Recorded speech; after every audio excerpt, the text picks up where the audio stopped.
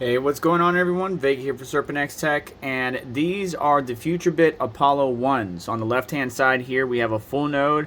On the right hand side we have the standard. You could tell it's a standard because it doesn't have any connectors here at the bottom, where you kind of have like a Raspberry Pi here on the full node with HDMI, headset mic, Type-C port and everything to run power to it.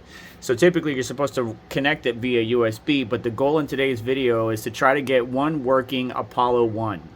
Right now, both of these don't work because lightning hit. I believe this one works, but it's just not getting a signal to hash for some reason. This one loads up and I can connect to it via the network, but the board, the hash board, doesn't work. So I'm hoping tearing it down, putting it back together, or combining, taking the Raspberry Pi, the full node aspect of it out, and putting it on this hash board will get one working unit. However, I don't know how that's gonna go. And the goal is to try to tear this down during a live stream, so you might already watch this, and see if we can get one working unit between these two. The other one that I had was donated to the Bitcoin Museum, which you can go check that out at some of the Bitcoin mining conventions or Mining Disrupt. The Coin Dad and the team have that standard node in their custody, and that's one provided by myself and then signed by the team from FutureBit. So anyways, let's start tearing down this unit. I will say we're probably going to attack from the sides. On the full node here, we got 1, 2, 3 screws at the top, 2 more right below the heatsink, and then 2 more at the very bottom. And I think that might be on both sides. Yeah, so basically the same on both sides to get those side panels off. And then this entire silver section is just a U-frame around it that those screws go into. You can see where they connect. And then hopefully we should be able to gain access to the heatsink and everything. You could actually see the differences in the bottom here between the two. So here's your like Raspberry Pi type device, SD card. Here's a daughter board connected via ribbon cable for your NVMe storage to sync your Bitcoin blockchain. And then this one doesn't have any of that. And we could see some of the bracketry that's kind of like on there. Like this is for the front LED, and then the front LED is right here. That's what it looks like. But yeah, just need to tear it down and see what we can do, see what we can gather. These screws down here that's kind of holding the heatsink onto the board of the chips looks like, I don't know what kind of screw, or it looks like a hex, but I don't know what size it is, whether it's a T5, T6, but we got 5 of them to remove the heatsink if we really wanted to. So this heatsink, which is like a downdraft CPU cooler on the board. So yeah, just gonna tear these down, take these screws off, take off each side panel, and get to the boards themselves and go from there.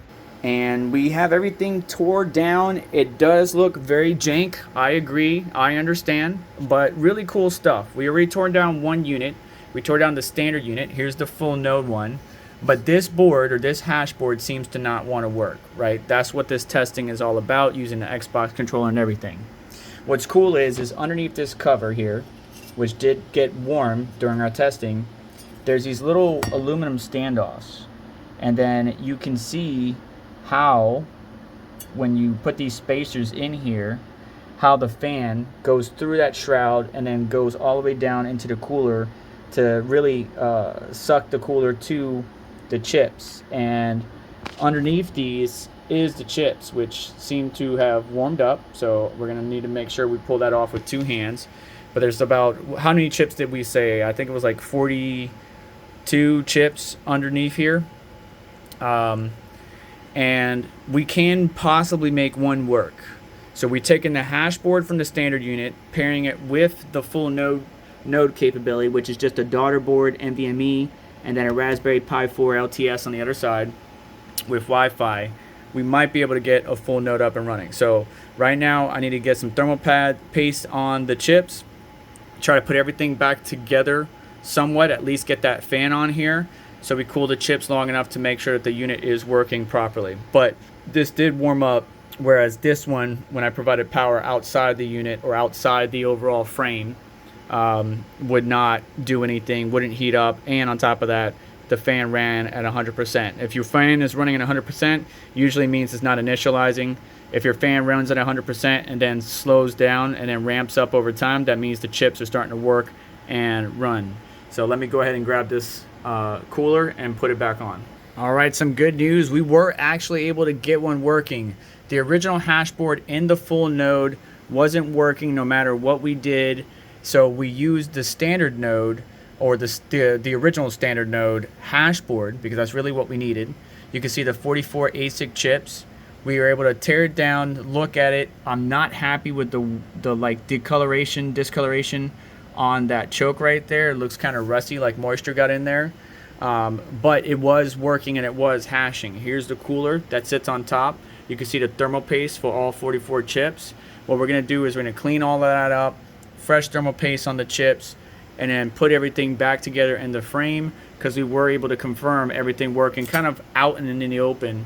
And we were doing, 2.4 terahash with one unit at around 63. I would say 65 to 67 C on the chip temperatures at 2000 RPM and 153 watts. So if we can get that a little bit more cooler than 65, 67, 63 degrees Celsius, we're on the right track. So it's just a matter of cleaning this up now and putting one of these units back together. I'll bring you back once that's done. So believe it or not, I put everything together in the frame, but for some reason, again, a sign that something isn't working is the fans running at 100% and then not initializing. So on the network cable, you only get the green light, not the yellow light showing.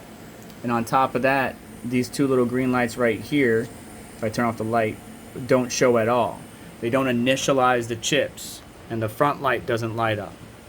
Well, inside the frame, it wouldn't initialize. So I took the frame completely off, put it back, together outside the frame, and it's working. So I'm wondering if something is grounding out. I'm not entirely sure. I'm gonna try putting everything back in the frame again. It's got fresh thermal paste, fresh everything. Just got the iFixit screwdriver kind of hanging onto that daughter board that has the NVMe drive, because remember, they need to sit flat, right? Like they go in at an angle and then they have to sit flat. So everything is working right now. And believe it or not, we dropped quite significantly on the temperatures, 60 degrees Celsius on balance, right? So we're getting 2.5 terahash, 154 watts, same power draw.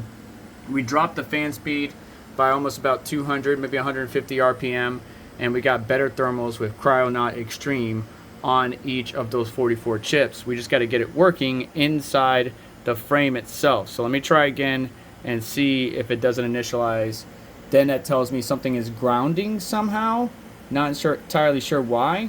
And then maybe we need to 3D print a case or some type of frame to hold all of this in.